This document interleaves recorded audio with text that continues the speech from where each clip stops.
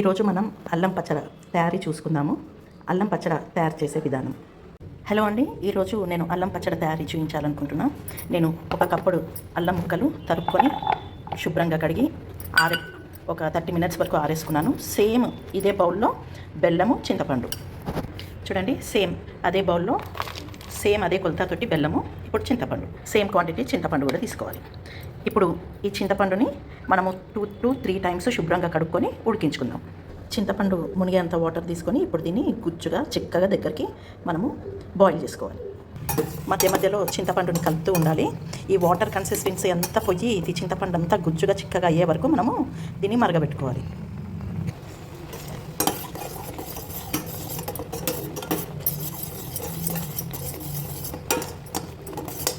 ఇలా చింతపండు దగ్గర అయ్యాక ఇప్పుడు స్టవ్ ఆర్పేసి దీన్ని మనం తీసి పక్కకి పెట్టి చల్లార్చుకోవాలి. ఇప్పుడు ఒక చిన్న కడాయి తీసుకొని నేను నువ్వుల నూనె తీసుకున్నాను. పచ్చళ్ళకి ఎప్పుడైనా కానీ నువ్వుల నూనె అంటే పప్పు నూనె తీసుకుంటే పచ్చడి రుచిగా ఉంటుంది.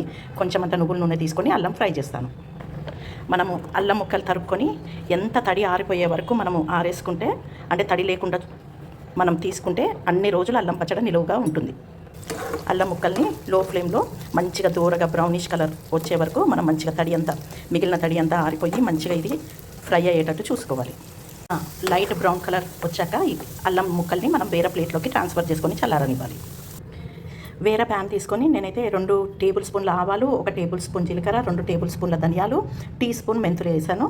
ఇప్పుడు దీన్ని ఫ్రై చేసుకోవాలి. ఇది మనకి ఎక్కువగా ఫ్రై కావాల్సిన అవసరం లేదు, మీడియంగా ఫ్రై అయితే చాలు.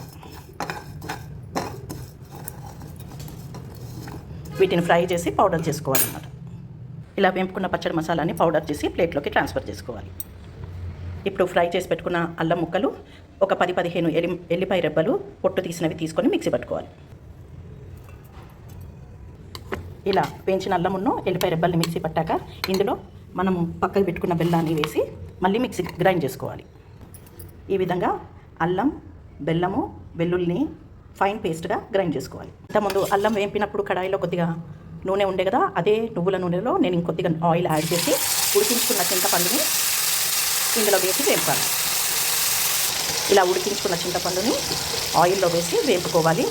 కలుపుతూ ఉండాలి మధ్య మధ్యలో, ఎందుకంటే ఇందులో తడి తేమ ఉంటుంది కదా, అదంతా వెళ్ళిపోయే వరకు మనం ఫ్రై చేసుకోవాలన్నమాట.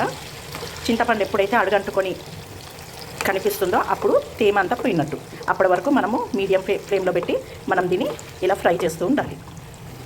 చింతపండులో తేమ పోయాక ఈ విధంగా మంచిగా అడుగులోకి అంటుకుంటూ ఉంటుంది అనమాట. అప్పుడు ఇది రెడీ అయినట్టు, ఇందులో తేమ పోయినట్టు. ఇప్పుడు దీన్ని ఆఫ్ చేసేసి పక్కకు పెట్టి చల్లారించుకోవాలి. ఇక మనము పచ్చడి తాలింపు చూద్దాం. ఇక పచ్చడి తాలింపుకి నేనైతే 1 టేబుల్ స్పూన్ శనగపప్పు, 1 టేబుల్ స్పూన్ మినపప్పు,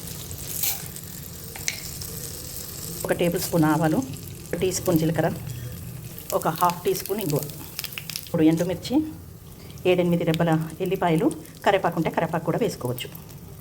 ఉప్పు పూర్తిగా చల్లారాక మనము పౌడర్ చేసి పెట్టుకున్న పచ్చడి మసాలాని వేసి, నేనైతే సగం కంటే కొంచెం తక్కువ కారం పొడి తీసుకున్నాను. అది సాల్ట్ వేయాలి తగినంత, 1/2 కప్పు సాల్ట్ వేస్తున్నాను. ఇప్పుడు ఈ 3 మంచిగా మిక్స్ చేసినాక మన చింతపండు గుజ్జు ఆయిల్లో ఉడకబెట్టుకున్నాం కదా, అది వేసి మిక్స్ చేయాలి. మంచిగా కలుపుకున్నాక మన అల్లం పేస్ట్ ఉంది కదా, బెల్లము, అల్లం, ఎల్లిపాయ వేసి దీన్ని వేసి మిక్స్ చేసేయాలి. చూడండి, అల్లం బెల్లం వేసిన మిక్సీ పట్టుకున్నది అది వేసి కలిపి ఇందులో మళ్ళీ మరిగించిన చింతపండుని వేసి మిక్స్ చేయాలి.